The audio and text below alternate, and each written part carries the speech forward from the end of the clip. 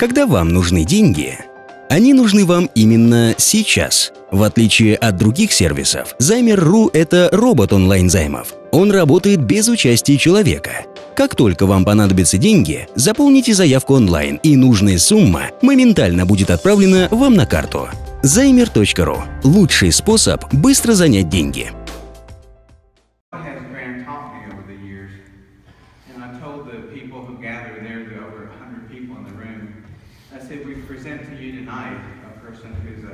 Preacher, a teacher, an educator, an author, a poet, a composer, a comedian at times, a chef, a leader, a community activist, a historian, a friend, a brother, a father, a church revitalizer, a hymnist, a musician, and the list goes on and on. So teaching is very important to have our teachers in our lives. So it's a special honor today as we bless our children to remind us the importance of their watching us and how we teach them. It's very important. And Grant, thank you for teaching me. Amen.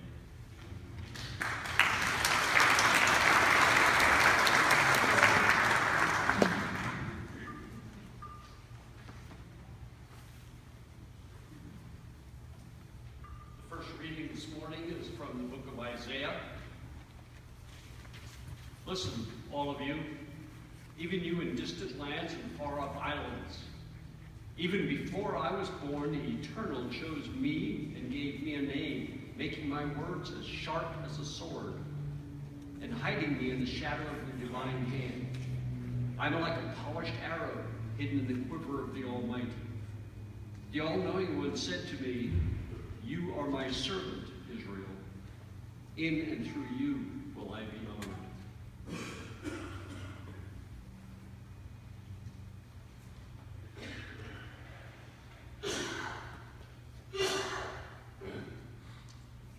What was Christ doing in the carpenter's shop? Practicing.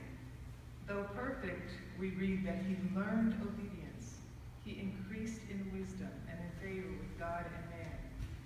Do not grudge the hand that is molding the still too shapeless image within you. It is growing more beautiful, though you see it not. Character grows in the stream of the world's life. That chiefly is where we are to learn love. Please stand for the reading of the gospel.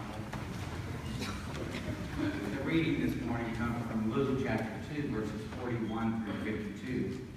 We find the boy Jesus at the temple. Every year his parents went to Jerusalem for the feast of the Passover. When he was 12 years old, they went up to the feast according to the custom.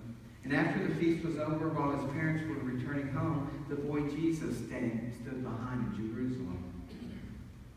But his parents were unaware of it. And thinking he was in their company, they traveled for a day.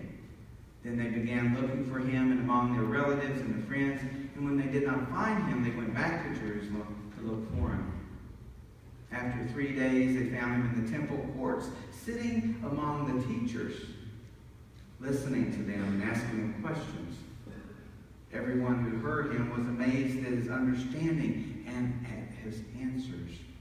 When his parents saw him, they were astonished. His mother said to him, "Son, why have you treated us like this? Your father and I have been anxiously searching for you." "Why were you searching for me?" he asked. "Didn't you know I had to be in my father's house?" But they did not understand what he was saying to them. Then he went down to Nazareth with them and was obedient to them. But his mother treasured all these things in her heart, and Jesus grew in wisdom, in stature, and in favor with God and men. We ask God's blessing upon the reading of the word. Thanks be to God.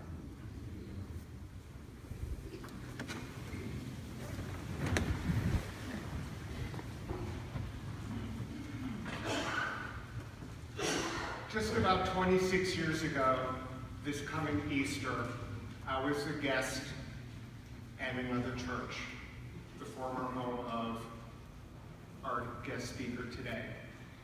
Here was this little Jewish boy sitting watching church, and as the pastor got up and started preaching, I got my call to ministry. I literally envisioned myself doing the same thing. This pastor has mentored many children along the way, including our own current pastor here, Patrick Rogers. He has a long history of community work in Chicago, Oregon. He holds the titles of Bishop, Abbot, Right Reverend. Please join with me in giving a United Church of Christ Fort Lauderdale welcome to my mentor and a good friend of South Florida, Reverend Grant Lynn Ford.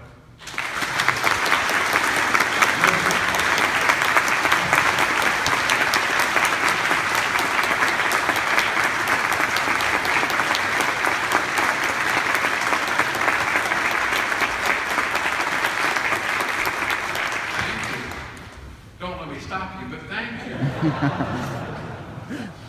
It's quite an honor for me to preach here this morning. I told Patrick the last time I preached here, I got to preach from the big pulpit, but I realized that I've been demoted. This church means something very special to me because in 1986, before some of you were born, no, not most of you, but some of you, I came to South Florida, and the first person who welcomed me as a fellow clergy person was the then pastor of this church. Bill, help me with the last name. Yes. He was the first one to welcome me, along with a Lutheran pastor that had been retired, whose first name was Luther, naturally. And from that moment on, even though there were some clergy who were not terribly happy with us in our ministry, those two gentlemen and several others were very kind and welcoming, which led to my becoming involved as time went on in the interfaith ministry and having among my close friends a Muslim imam, plenty of rabbis, just in case, you know, playing both sides against the middle, so just in case, and other assorted people, including Zoroastrians and Baha'i, and we all think that we're going to a different heaven.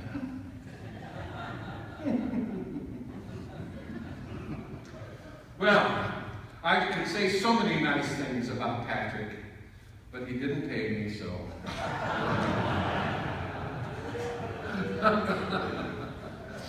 Oh no, not a check. I want real, you know, anyway. But I understand that Patrick is going to be starting a series next week on the bad girls of the Bible. Still doing that? In a couple of weeks. So I wanted to get the jump on him.